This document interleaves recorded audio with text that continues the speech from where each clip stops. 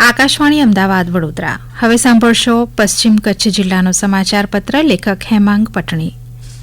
કચ્છ જિલ્લામાં નવરાત્રી પર્વની ઉમંગભેર ઉજવણી કરવામાં આવી હતી. આ વખતે એક નોરતું વધુ હોવાથી ગરબા રસિકોનો ઉત્સાહ બેવડાયો હતો.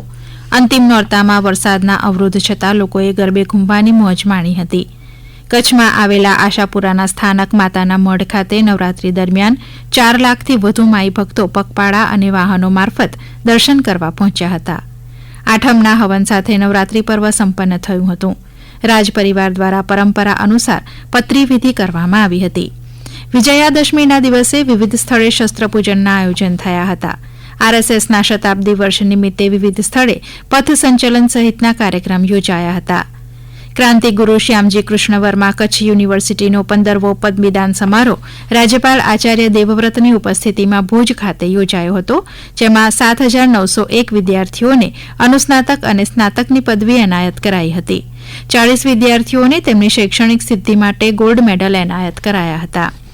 દીક્ષાંત સમારોહમાં રાજ્યપાલ આચાર્ય દેવવ્રતે શ્યામજી કૃષ્ણ વર્માની જન્મજયંતિએ તેમને નમન કરતા યુવાનોને વિકસિત સ્વદેશી આત્મનિર્ભર ભારતના નિર્માણમાં સહભાગી બનવા જણાવ્યું હતું.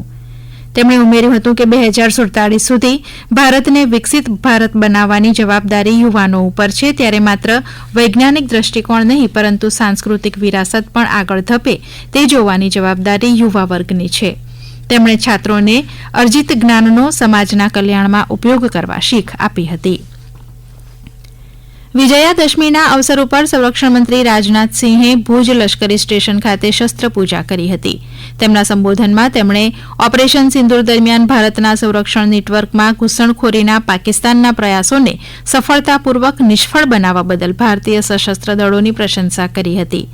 તેમણે કહ્યું કે પાકિસ્તાને લેહથી સિરક્રિક સેક્ટર સુધી ભારતની સુરક્ષામાં ઘૂસણખોરી કરવાનો પ્રયાસ કર્યો હતો, પરંતુ ભારતીય સેનાના ઝડપી અને અસરકારક જવાબથી માત્ર પાકિસ્તાનની હવાઈ સંરક્ષણ પ્રણાલીની નબળાઈઓ જ છતી થઈ નથી, પરંતુ વિશ્વને સ્પષ્ટ સંદેશ પણ આપ્યો છે કે ભારત પોતાની પસંદગીના સમયે, સ્થળે અને પોતાની રીતે ભારે જાનહાનિ પહોંચાડી શકે છે. તેમણે કહ્યું કે જો પાકિસ્તાન સિરક્રિક સેક્ટરમાં કોઈ કાર્યવાહી કરવાની હિંમત કરશે તો તેનો જવાબ એટલો ગંભીર હશે કે તે ઇતિહાસ અને ભૂગોળ બંને બદલી નાખશે. 1965માં ભારતીય સેનાએ લાહોર પહોંચીને હિંમત દર્શાવી હતી અને 2025માં પાકિસ્તાનને યાદ રાખવું જોઈએ કે કરાચીનો રસ્તો પણ ક્રીકમાંથી પસાર થાય છે. પ્રધાનમંત્રી નરેન્દ્ર મોદીના અવિરત માર્ગદર્શન હેઠળ ગુજરાતની વણથંભી વિકાસ યાત્રાના 24 વર્ષ પૂર્ણ થયા છે. આ 24 વર્ષ દરમિયાન ગુજરાતે અનેક સિદ્ધિઓ પ્રાપ્ત કરી છે, જેની વિકાસગાથા જનજનમાં ઉજાગર કરવા મુખ્યમંત્રી ભૂપેન્દ્ર પટેલના નેતૃત્વ હેઠળ રાજ્યમાં વિકાસ સપ્તાહ ઉજવાઈ રહ્યું છે. વિકાસ સપ્તાહ 2025ની ઉજવણી અંતર્ગત કચ્છ જિલ્લા સેવા સદન ખાતે પદાધિકારીઓ, અધિકારીઓ તેમજ કર્મચારીઓએ ભારત વિકાસની પ્રતિજ્ઞા લીધી હતી. જિલ્લા પંચાયતના પ્રમુખ, ભુજના ધારાસભ્ય, કચ્છના કલેક્ટર સહિત જિલ્લાના ઉચ્ચ અધિકારીઓએ રાષ્ટ્ર પ્રથમ મંત્રને જીવન મંત્ર બનાવવાની પ્રતિજ્ઞા લીધી હતી.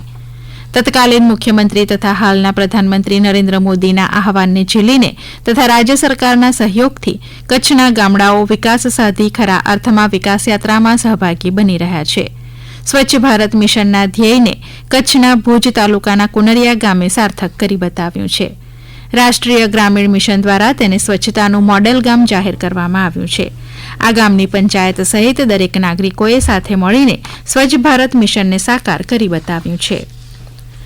આપ સાંભળી રહ્યા હતા પશ્ચિમ કચ્છ જિલ્લાનો સમાચાર પત્ર. લેખક હેમાંગ પટણી. પ્રસારણ આકાશવાણીના અમદાવાદ વડોદરા કેન્દ્ર પરથી કરવામાં આવ્યું.